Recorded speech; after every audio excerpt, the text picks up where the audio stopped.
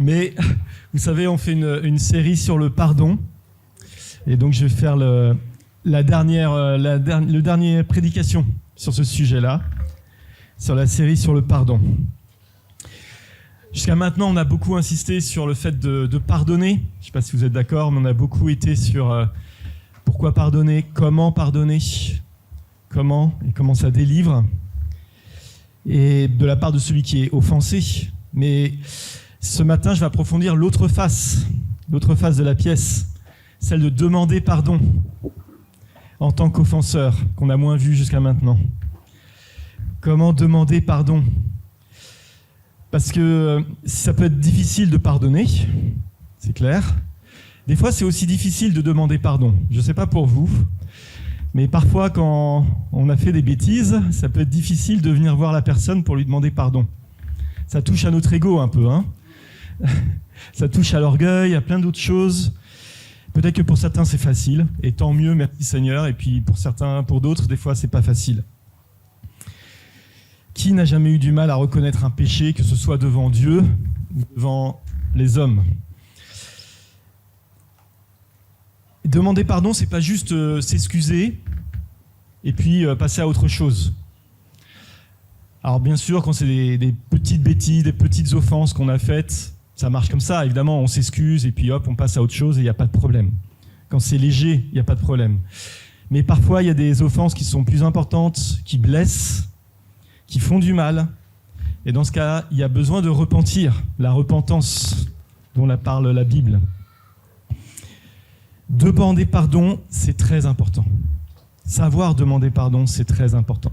Peut-être qu'on le néglige un petit peu, parce qu'on se dit, moi je suis bien et je fais jamais de mal à personne, mais je pense qu'un jour ou l'autre, on a tous besoin de demander pardon. Et demander pardon, c'est vraiment vouloir restaurer la relation qu'on a avec la personne en face de soi, avec la personne offensée. Rétablir la confiance, parce que parfois quand on a offensé quelqu'un, ça fait perdre la confiance qu'on a. L'aimer, rechercher la paix. Demander pardon, ça permet de guérir les blessures de l'autre. Ça l'aide à guérir ses blessures, ça peut l'aider. Demander pardon, c'est vouloir être en paix avec Dieu aussi, parce que c'est Dieu qui nous le demande. Vouloir être en paix avec Dieu. Chercher le pardon de Dieu, la purification, le soulagement de sa conscience, parfois quand on est tiraillé, quand on a de la culpabilité. C'est reconnaître que toi aussi, tu as besoin de la grâce de Dieu. Parce que c'est s'humilier, demander pardon. C'est reconnaître qu'on a besoin de la grâce de Dieu, comme tout le monde. Et demander pardon, c'est être en paix avec soi-même. Parce que parfois, on est tiraillé à l'intérieur, on s'en veut. Et demander pardon, ça permet de restaurer la paix dont on a besoin. Demander pardon, c'est obéir au Seigneur, parce que c'est un commandement. Dieu sait que cela est bon pour nous, de pardonner et de demander pardon.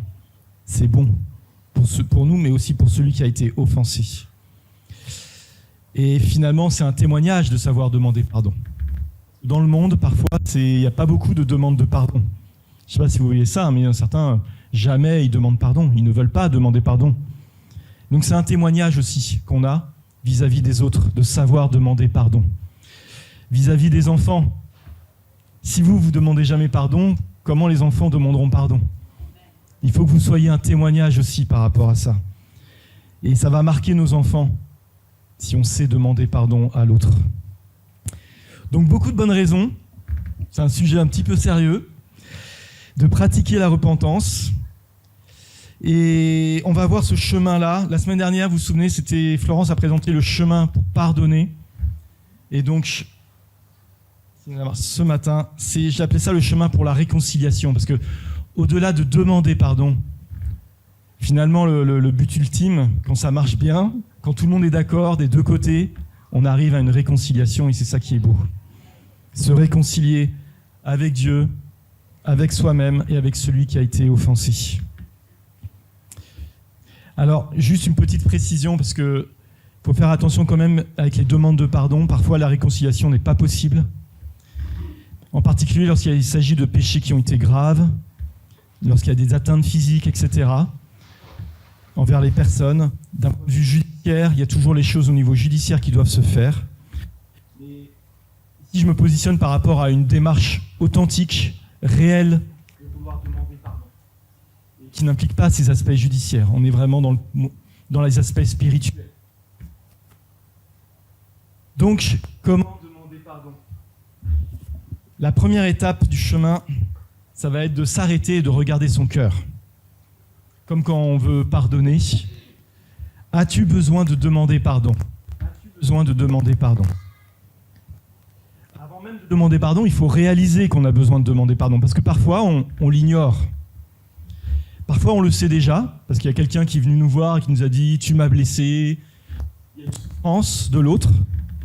Parfois, dans notre cœur, on le sait déjà que « aïe, là, j'ai fait une erreur, j'ai fait une offense ». Parfois, on le sait déjà. Et dans ce cas-là, on doit être à l'écoute de ça. Mais parfois, il y a des péchés qu'on ignore. Et je vais citer beaucoup de versets dans ce... Merci. Je vais citer beaucoup de versets dans ce prêche. Il y a Psaume 19, 13. « Qui connaît ses égarements? Pardonne-moi ceux que j'ignore. » Ça fait bizarre, mais il ne s'agit pas de se trouver des péchés imaginaires, d'être dans une crainte permanente. Est-ce que j'ai péché? Est-ce que j'ai offensé quelqu'un? Mais c'est juste de s'examiner soi-même, de prier Dieu, de révéler les pardons qu'on aurait peut-être dû faire. David le fait dans Psaume 139, 23. « Sonde-moi, ô Dieu », on le connaît ce verset, « Sonde-moi, ô Dieu, connais mon cœur, éprouve-moi et connais mes pensées. Regarde si je suis sur une mauvaise voie. » C'est qu'il ne se rend pas compte s'il est dans une mauvaise voie ou pas. « Et conduis-moi sur la voie de l'éternité. » David désirait tellement plaire à Dieu qu'il examinait son cœur régulièrement. Donc, de temps en temps, il est bon d'examiner son cœur. Par exemple, pendant la scène, la scène, on est vraiment là au niveau du sujet du pardon. Est-ce que je dois pardonner à quelqu'un? Est-ce que je dois demander pardon à quelqu'un? Arrête-toi et regarde ton cœur. Est-ce que j'ai offensé Dieu par un péché? Parce que le premier offensé, souvent, c'est Dieu. Est-ce qu'il y a quelqu'un à qui j'ai fait du tort? Sonde-moi, Seigneur. Dans une église précédente, j'ai fait du mal à un frère, sans vraiment le réaliser. Je m'en étais pas rendu compte. Et j'avais des choses à lui dire, j'avais des reproches à lui faire, qui étaient sans doute justes, mais la forme n'y était pas du tout. La forme n'était pas bonne, c'était trop brutal. Et il y a eu souffrance de la part de la personne. Et j'avais été influencé par le responsable de cette église, on était allés ensemble, etc. Et j'avais pas fait la bonne méthode, c'était pas bon, c'était pas sain. Et quand ce responsable d'église est parti, j'ai réalisé que c'était pas correct ce que j'avais fait, mais je l'ignorais avant. Je m'étais pas rendu compte sur le moment que j'avais offensé la personne, que je lui avais fait du mal. Il avait fallu que je prenne un peu de recul, et sûrement que le Saint-Esprit a travaillé dans mon cœur pour me révéler que j'avais besoin de demander pardon, que c'était pas correct ce que j'avais fait. Le péché, ça peut nous aveugler. On se rend pas forcément compte quand on pêche. Quand David a gravement péché, vous savez, le péché que David a fait en couchant avec une femme mariée, en envoyant le mari à la guerre pour se faire tuer, il n'a pas réalisé qu'il péchait vraiment en fait. Il a fallu que Nathan vienne et le confronte à son péché pour qu'il se rende compte. Seigneur, révèle-moi si j'ai offensé quelqu'un sans m'en rendre compte et que cette personne en souffre. Révèle-moi, Seigneur. Je pense que c'est une prière qu'on peut faire. Parce que l'amour et la paix sont plus importants. Alors une fois que tu te rends compte que tu as offensé quelqu'un, quelle est ta réaction? Est-ce qu'on est tous de bons chrétiens qui nous précipitons vers la personne pour lui demander pardon? C'est pas aussi facile. Je ne sais pas pour vous, en tout cas pour moi, c'est pas aussi facile. Spontanément, quand tu réalises que tu as péché, tu vas te trouver de bonnes excuses pour pas aller demander pardon. Tu vas avoir la tentation de le cacher, C'est la deuxième étape, ne cache pas ton péché. Il faut le reconnaître, ce péché.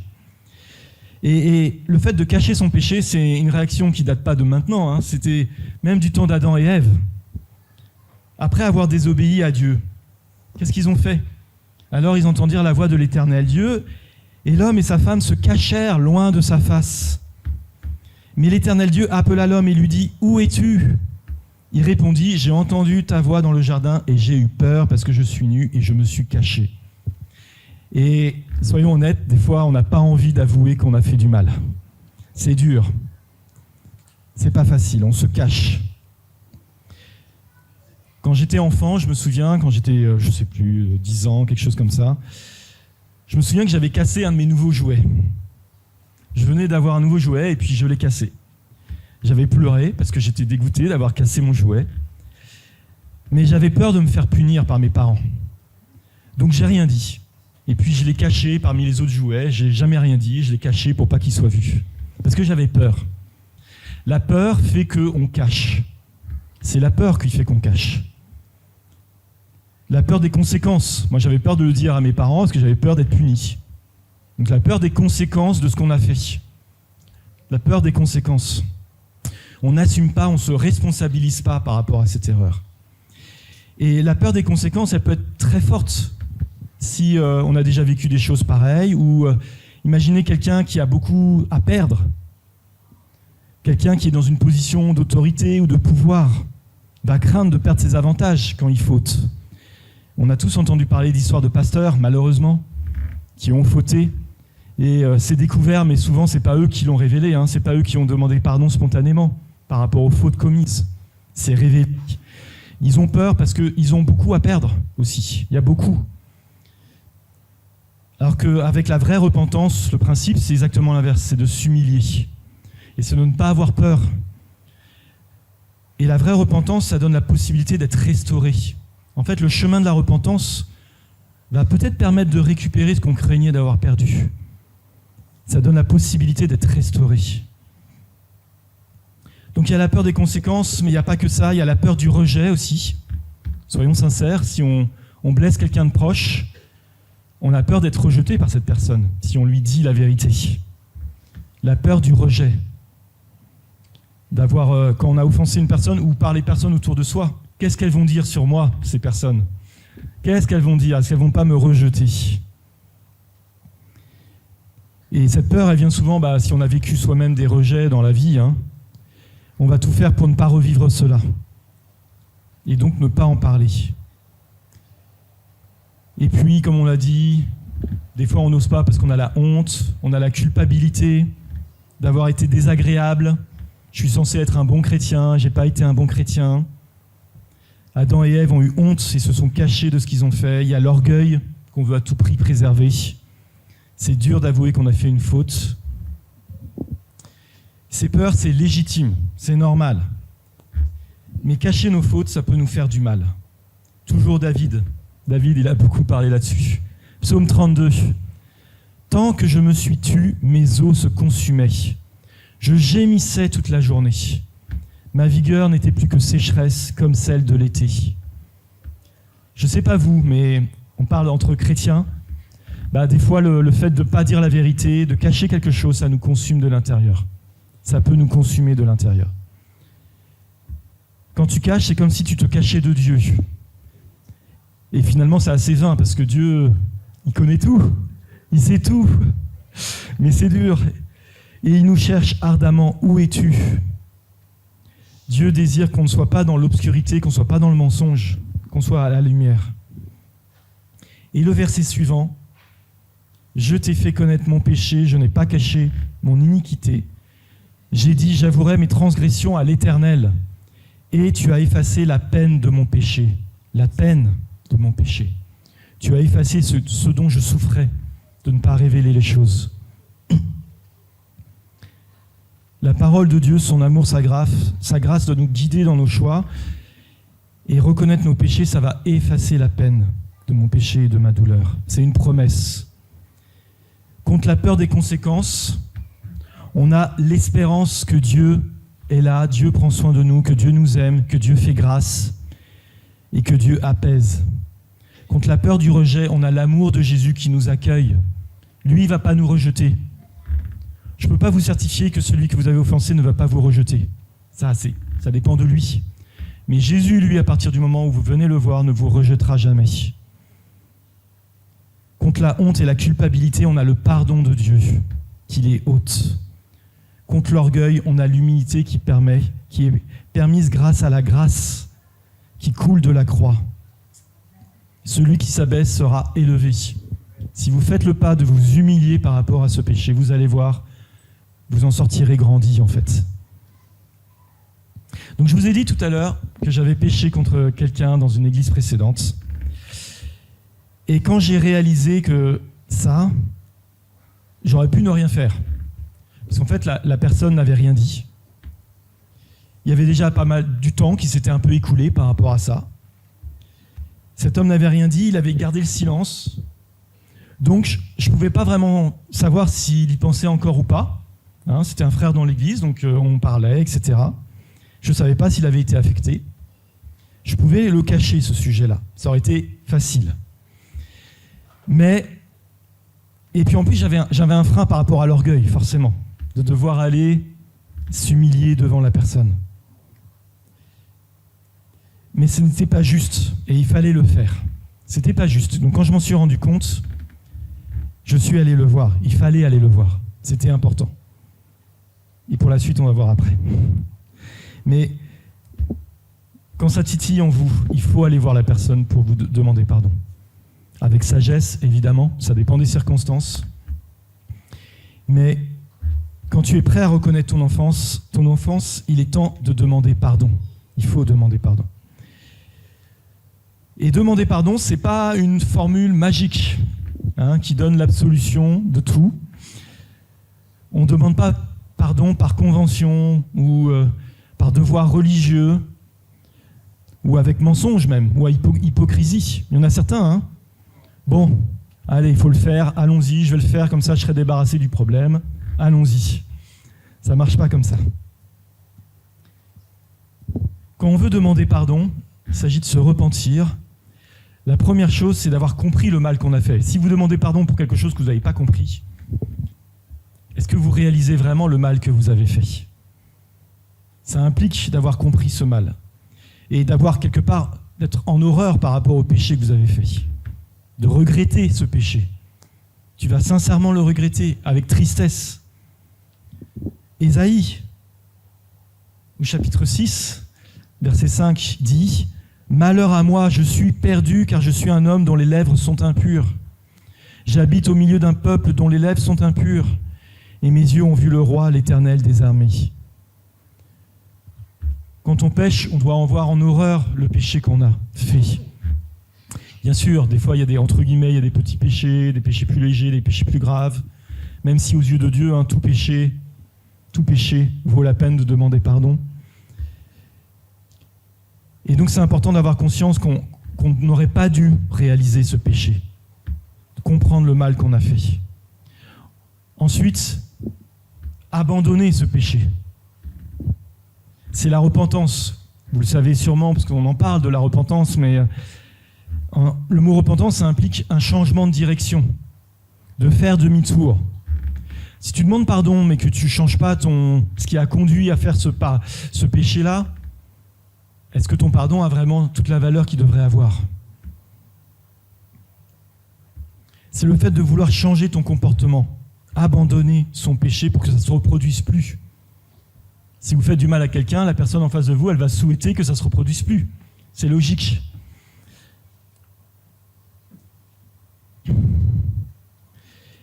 Et c'est cette repentance-là, quand au moins on essaye, parce qu'il y a des péchés qui sont difficiles à s'en séparer, même au moins d'essayer de se débarrasser de ce péché, c'est ça qui permet à la grâce de Dieu de couler. Ça ouvre la porte à la réconciliation. Comment vous voulez vous réconcilier avec quelqu'un si vous continuez toujours à l'offenser? Si la personne offensée voit le changement en toi, elle va comprendre que la demande de pardon est sincère. Et c'est pas simple des fois de vraiment se repentir, de changer de direction. On a besoin de prier, on a besoin de l'aide de Dieu, on a besoin de prendre des décisions, des fois, de prendre des décisions radicales. On peut voir aussi un ami de confiance, un pasteur, pour être aidé dans ça, pour nous aider à changer. La repentance, elle doit être authentique, basée sur des faits et pas des promesses. Oui, je te promets, fais les choses. Parce que la repentance se reconnaît à ses fruits. Et c'est ça qui est important. La repentance se reconnaît à ses fruits. Quand tu pardonnes, les fruits de la repentance permettent de voir si la demande de pardon était sincère ou pas. Ce sont les fruits de la repentance. J'ai eu une amie qui m'a raconté, elle avait vu quelque chose de négatif chez quelqu'un, chez un chrétien. Et ce chrétien faisait partie d'une équipe encadrante d'un rassemblement. Et elle a vu quelque chose de négatif. Et au lieu de lui en parler directement, elle l'a partagé lors d'une réunion de responsables dans l'encadre par rapport à ce rassemblement, parce que le sujet était venu sur la table. Et il se trouve que cette information, elle est venue aux oreilles de la personne qui avait quelque chose de négatif, certes, mais elle a entendu que cet ami avait dit, entre guillemets, du mal de la personne, avait dit ces sujets-là. Hein, à chaque fois qu'on parle, attention, ça se propage. Et il a été blessé. Ce chrétien-là a été blessé. Que mon ami pense cela de lui. Donc ça a servi de leçon à mon ami. D'abord, elle est allée demander pardon à la personne. Donc déjà, ça coûte d'aller demander pardon, d'aller voir la personne. Elle n'était pas obligée. Elle l'a fait. Et ça s'est très bien passé. Et elle a appris de ça. La repentance, c'est d'apprendre, de changer son comportement. Même si ce chrétien-là ne va pas forcément le voir, ça. Mais maintenant, elle va être très prudente dans tout ce qu'elle a dit, dans tout ce qu'elle dit. Elle prie Dieu de l'aider à changer. Et puis d'aller voir directement, quand elle a quelque chose à penser, soit elle dit rien, soit d'aller voir la personne directement. Et ça montre que l'offense a été comprise dans ce comportement-là, et que la repentance est là. Ça montre que c'est une vraie demande de pardon dans ce cas-là. C'est important. C'est important aussi quand il y a eu une offense, d'assumer les conséquences, voire de réparer. Peut-être que ça vous est jamais arrivé, mais ça arrive des fois que quand on fait quelque chose, il y a une conséquence même dans le monde réel. Quand tu as réalisé le mal que tu as fait, tu acceptes aussi les conséquences de ton péché. Parce que tu peux demander pardon, mais ça va pas tout, hop, ça repart à zéro. Non, des fois tout repart pas à zéro de cette façon-là. Et on va chercher à les réparer. Parce que ça montre que tu sais vraiment ce qui s'est passé quand tu cherches à réparer le problème. Celui qui se repent va renoncer à se trouver des excuses, mais il va assumer sa responsabilité. Le brigand qui était à la croix avec Jésus, il a dit, vous vous souvenez des phrases qu'il a dit ? Il a dit, c'est mérité ce que nous on a vécu, c'est mérité ce qu'on a vécu, mais toi tu n'avais pas mérité ça. Il le savait que c'était mérité, il acceptait la conséquence de ce qu'il avait fait. 3 exemples. Un exemple de conséquence, c'est quand il y a la perte de confiance. Oui, il peut y arriver que quand tu fais une offense, il y a une perte de confiance, et c'est normal. Paul, vous savez, quand il s'est converti, avant il persécutait les chrétiens. Et quand il s'est converti, il est venu vers les chrétiens, mais eux, ils n'avaient pas confiance au départ. C'est normal, c'était celui qui les persécutait. Elle n'est pas venue tout de suite, et c'est normal. Et c'est Barnabas qui a dû plaider pour lui. C'est Barnabas. Combien de fois Paul s'est désigné comme le pire des pécheurs ? Il savait, et c'était normal. Et on ne le voit pas dire « Mais si, vous devez me croire maintenant, vous devez avoir confiance ». C'est Barnabas qui a fait l'intermédiaire là-dedans. Il a laissé faire Dieu à travers Barnabas pour que la confiance revienne. Un autre exemple de conséquence, c'est assumer de se soumettre aux autorités judiciaires si on a fait un péché grave. Ça n'empêche pas de prier pour que les conséquences soient effacées. Moi, c'est vraiment ma prière, une de mes prières favorites quand je fais une bêtise. Je prie que les conséquences soient effacées, mais s'il y a des conséquences, il faut les assumer. Et je ne sais pas si vous connaissez La Croix et le Poignard de David Wilkerson. C'est un livre qui raconte l'histoire du pasteur David Wilkerson aux États-Unis, il y a déjà plusieurs dizaines d'années. Et il raconte qu'il y avait un jeune délinquant, mais qui s'est converti. Mais il était délinquant. Il avait fait des fautes. Il s'est converti, et ça le travaillait. Et à un moment donné, il s'est dit, il faut que j'aille voir la police. Il faut que j'assume ce que j'ai fait. Il s'est présenté à la police volontairement pour assumer ce qu'il avait fait, avec David Wilkerson à côté de lui pour donner quand même un bon témoignage de ce qui s'était passé. Et la police n'en croyait pas ses yeux. C'était la première fois qu'il y avait quelqu'un qui venait volontairement se mettre, sans aucune autre raison, se soumettre à la police, reconnaître les faits. Et il se trouve que ce délinquant n'a pas été poursuivi, qu'il n'est jamais allé en prison, parce que tout le monde craignait qu'il aille en prison. Sa foi était jeune. Alors vous imaginez la joie, quel témoignage et quelle joie. Les conséquences ont été effacées. C'est pas lui qui a décidé de lui-même d'effacer les conséquences. C'est important de vouloir aussi réparer le mal commis, comme rembourser les dettes qu'on peut avoir envers des personnes. C'est Zachée qui nous donne cet exemple. Luc 19. Mais Zachée, se tenant devant le Seigneur, lui dit « Voici, Seigneur, je donne aux pauvres la moitié de mes biens, et si j'ai fait tort de quelque chose à quelqu'un, je lui rends le quadruple. » Jésus lui dit « Le salut est entré aujourd'hui dans cette maison. » C'est la preuve qu'une vraie repentance. Le fait de vouloir avec sincérité réparer ses fautes, c'est un signe d'une vraie repentance. C'est quelque chose qui est important. Et enfin, finalement, il faut demander pardon avec clarté, vérité, humilité. Et des fois, on a envie d'un peu de louvoyer dans nos demandes de pardon. Je ne sais pas pour vous, moi en tout cas, des fois on aimerait bien dire oui, mais si j'ai fait ça, c'est parce qu'il y a eu ça, il y a eu ça, il y a eu ça, on se donne des excuses.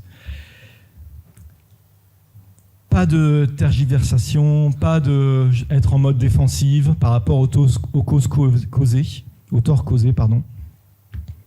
Je te demande pardon, mais j'ai pas fait exprès, etc. Sans minimiser, sans exagérer non plus les torts faits. Je te demande pardon, mais franchement, c'était pas grand-chose quand même. Ça vous parle? T'es un peu trop susceptible quand même. Non, plutôt dire je reconnais ce que je t'ai dit, t'as blessé. Point. Je reconnais les choses. Sans faire de reproches ou se dédouaner comme Adam et Ève. Premier réflexe. Ouais, mais c'est elle qui a fait quelque chose là. C'est elle qui m'a dit de... Bon, c'est vrai, j'en ai mangé, mais... Le petit mais là. J'ai fait cela, mais c'est aussi parce que tu m'avais dit ça, et etc. Se chercher des excuses, ça minimise l'offense. Et c'est pas juste. Un truc important aussi, c'est sans exiger le pardon des autres, sans le manipuler pour l'obtenir. Il peut y avoir des chantages un peu émotionnels ou spirituels. Vas-y, pardonne-moi. Quel genre de chrétien es-tu si tu pardonnes pas? Ouais, c'est chaud, mais ça arrive, je pense. Dieu te pardonnera pas si tu ne me pardonnes pas. C'est important de réaliser que dans la vie, il y a les offenses que tu as faites, c'est toi qui les gères. Et puis, la façon dont l'autre va se comporter, ça le regarde lui. Ça ne te regarde pas toi, en fait. Toi, tu peux demander pardon sans recevoir le pardon de l'autre, comme tu peux pardonner sans que l'autre t'ait demandé pardon. Donc c'est important de dissocier les deux, de ne pas mettre les deux. Et ça marche partout, même dans les relations mari et femme, par exemple. Dans la Bible, il y a des petits passages, vous savez. Mari, aime ta femme. Femme, obéis à ton mari. Et on aime bien dire, regarde, il faut que tu obéisses. Non, ça marche pas comme ça. Ça marche pas comme ça. C'est pas à vous d'aller, ça la regarde elle. Toi, fais déjà ta part. Fais déjà ta part. Et tu vas voir que ça va changer les choses de l'autre côté. Parce que finalement, si vous regardez chez l'autre, c'est que vous regardez la paille chez l'autre, vous regardez la poutre chez vous. C'est vraiment important de dissocier les deux. Et ça, dans les demandes de pardon, ça revient, ça, de vouloir dire oui, je te demande pardon, mais bon, t'avais dit ça, t'avais fait ça. Ok, c'est ça. Après, vous pouvez dire j'ai été blessé. Vous dissociez les deux. J'ai été blessé parce que t'avais dit ça. Ça peut être vrai. Mais vous n'allez pas forcer ou minimiser de cette façon-là. C'est subtil, mais c'est des choses qu'on retrouve tous. Et ça, cette demande de pardon qu'on va donner, ça va permettre la réconciliation, éventuellement. C'est ça qui conduit à la réconciliation. C'est pas une fausse demande de pardon, il faut une authentique demande de pardon, et c'est ça qui va conduire à la réconciliation. Parce que finalement, l'ultime objectif, ça va être de se réconcilier avec la personne. Et je espère dans cette réconciliation, parce que ça ne va pas dépendre que de vous. Ça dépend de la personne en face de vous. La réconciliation, c'est restaurer la relation qui a été brisée. Restaurer la relation qui a été brisée. Et pour ça, il faut que chacun le veuille. On est deux. Pour qu'il y ait réconciliation. Et clairement, le plus difficile, c'est pour celui qui doit pardonner. Celui qui demande pardon, ça peut être difficile pour lui aussi. Et jamais il doit juger l'autre parce qu'il ne pardonne pas. Parce que ça peut être très difficile pour cette personne. C'est pour ça que je mets espère. Et on ne doit jamais exiger une réconciliation. Mais quand tu demandes pardon avec sincérité, évidemment tu espères la réconciliation, tu espères que ça va bien se passer. Ça c'est normal, c'est naturel. Et je pense que Dieu aussi le souhaite. Dieu aussi souhaite la réconciliation. C'est tout le ministère de Dieu, toute la Bible parle de la réconciliation. De se réconcilier avec Dieu, de se réconcilier avec les autres, avec soi-même. C'est dans le cœur de Dieu, dans le désir de Dieu que ça se passe comme ça. On le voit dans plein de versets, mais par exemple Matthieu 5, 23 que vous connaissez. Si donc tu présentes ton offrande à l'autel et que là tu te souviennes que ton frère a quelque chose contre toi, laisse là ton offrande devant l'autel et va d'abord te réconcilier avec ton frère. Puis viens présenter ton offrande. En tant qu'offenseur, tu dois tout mettre en œuvre pour te réconcilier. Si c'est possible, bien sûr. Et toujours dans le respect de la personne. Mais c'est même pas... Ici, on est sur un sujet... Tu vas présenter ton offrande au culte. Tu vas prier. C'est un peu... Dans le contexte, c'est un peu du légalisme. Il ne faut pas oublier, les Juifs, ils devaient faire ça, ils devaient faire les offrandes. Mais si ton cœur n'y est pas, si tu as péché, qu'est-ce que tu vas faire à présenter une offrande à Dieu ? Si tu pries Dieu, mais qu'au fond de toi, tu sais que tu as péché et tu veux pas aller demander pardon.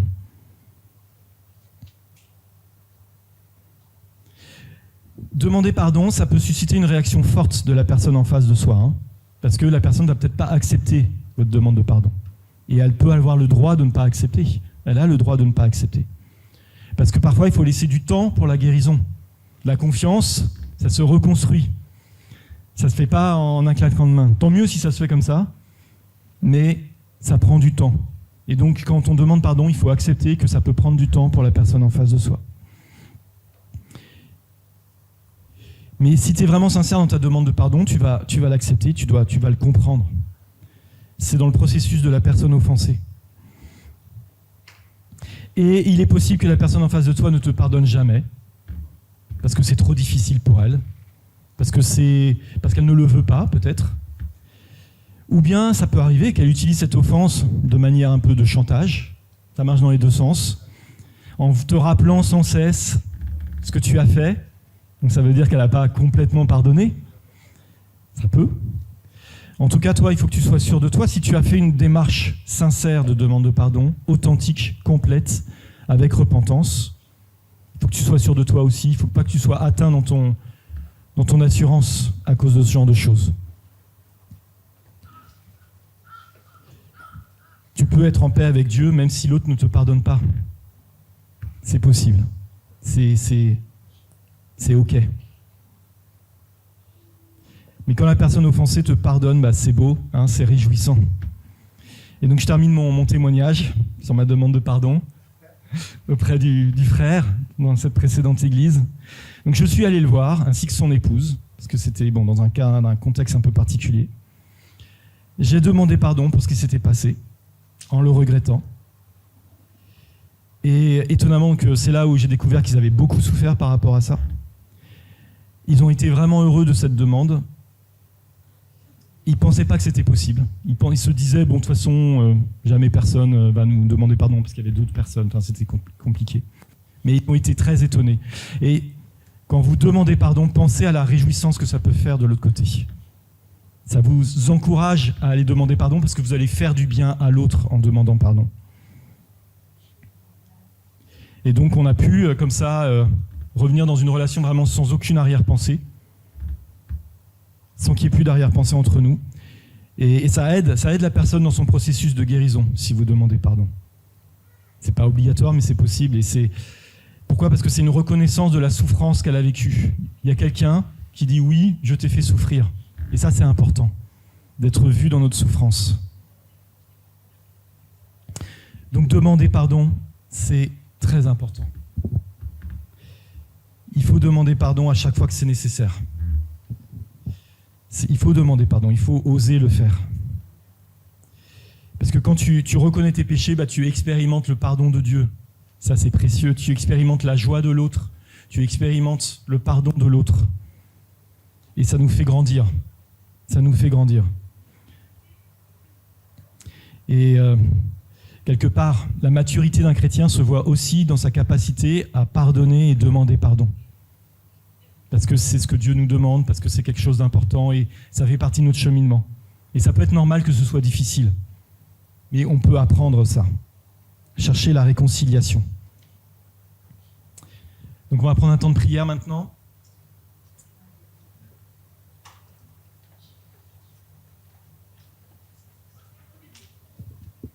De vous poser la question, est-ce qu'il y a quelqu'un à qui je dois demander pardon ?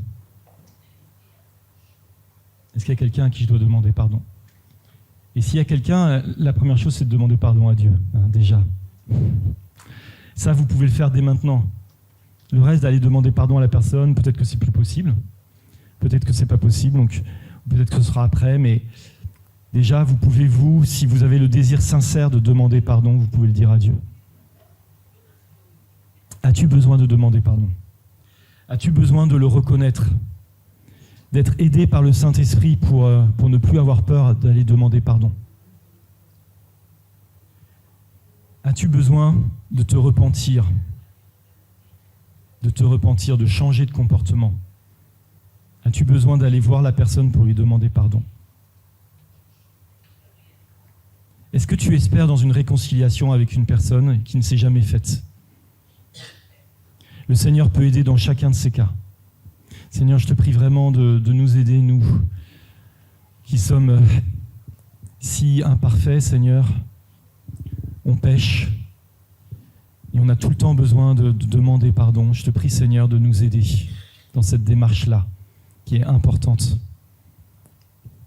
que tu apprécies. Seigneur, je te prie de nous aider. Je te prie de révéler les pardons cachés, les demandes de pardon qui doivent être faites, les péchés cachés.